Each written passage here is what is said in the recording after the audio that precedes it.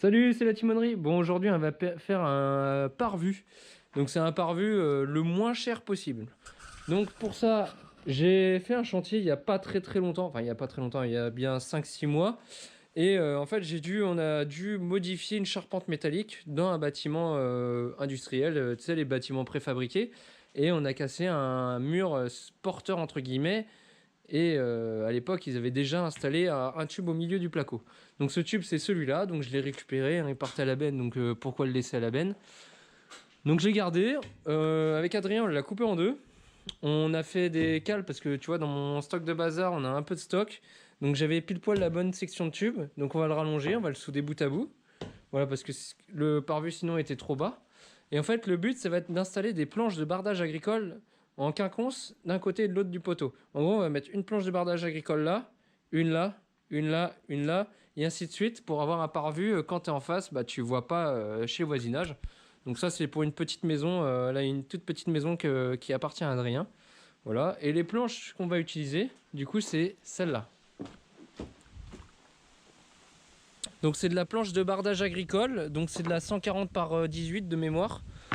Sans te mentir, ça fait au moins 2 ans que je les ai. J'aime bien avoir un roulement, tu vois, c'est des planches que j'avais en stock parce que bah ces planches là, quand tu fais du bardage avec et que tu les laisses pas sécher, et bah tu peux être sûr que l'année d'après, même si tu as jointé tes planches l'une contre l'autre, tu vois, si tu les as collées l'une à l'autre, et bah le bois il sèche tellement, il rétrécit tellement que tu peux y passer ton petit doigt après. Donc tu vois, c'est du vieux stock. Donc ça va être parfait pour ce qu'on a à faire. C'est pas de la très belle planche, mais c'est de la planche pas chère et traitée en classe 4. Donc c'est parfait pour ce qu'on veut en faire. On aurait voulu faire un truc un peu plus cher, un peu plus esthétique. On aurait pu prendre de la planche de terrasse en lame composite, tu vois, de la lame composite. Et là aussi, ça aurait pu être très sympa. Mais bon, le but, c'est moins cher possible, avec le moins de matériaux possible, le plus rapide possible à poser. Voilà, voilà. Bon, bah on se reprend plus tout à l'heure.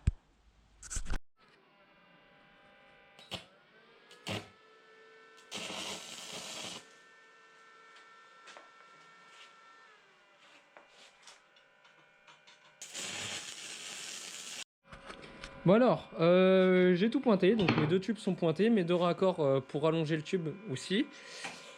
Il n'y a plus qu'à souder en périphérique, léger à la 2.5 à 90, tu vois, je soude à peu près à 90.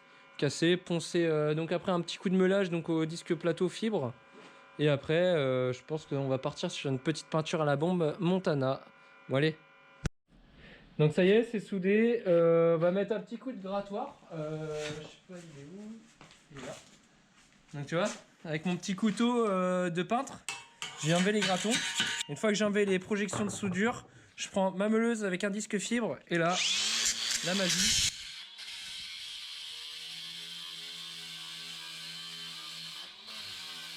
Voilà. Et là, tu vois, c'est lisse. Voilà, j'ai des caniveaux, hein, mais c'est normal, c'est soudé à l'arc et c'est soudé à la zab. Après, on s'en fout un peu pour ce que c'est pas du tout structurel, en plus, c'est juste un petit bout. Bon, bah alors, bah, pas de chance, hein, j'ai pas assez de peinture, donc t'as vu, j'utilise la Montana Gold. C'est la meilleure peinture pour de la serrurerie comme ça en ponctuel. Pour des trucs qui craignent rien ou tu t'en fous que ça rouille à l'avenir. La Montana Gold, franchement, elle a un pouvoir couvrant. C'est impressionnant. Elle sèche direct. Et comme je t'ai dit, elle a un pouvoir couvrant. Ça veut dire que tu mets un coup, bah là elle est vide, mais tu fais un trait direct noir et tu vois plus à travers. Donc ça c'est génial. Et la bombe elle coûte 3,80 ou 3,50. Donc bah là tu vois j'en ai plus. Donc on file la Cultura et on revient.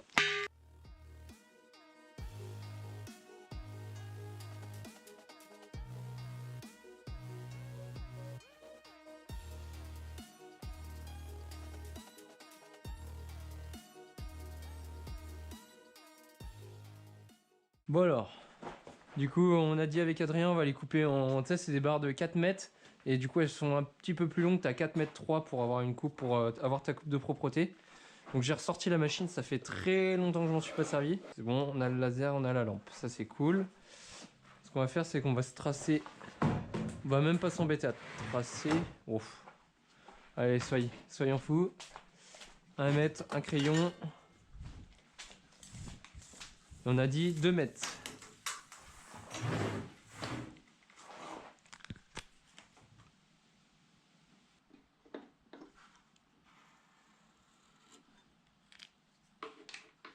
Tiens. Alors, le laser, qu'est-ce qu'il dit lui? Pas trop mal.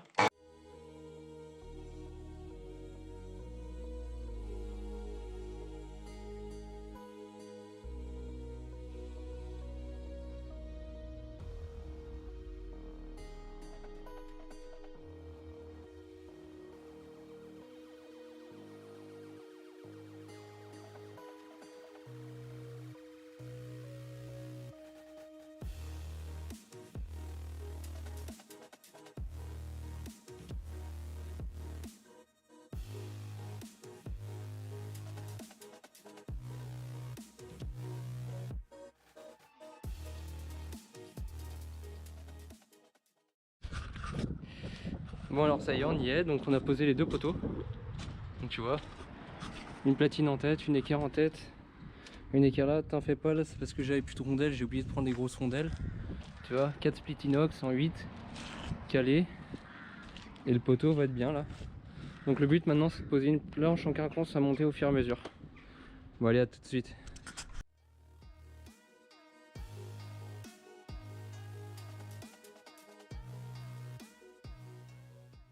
On se reprend quand on a avancé.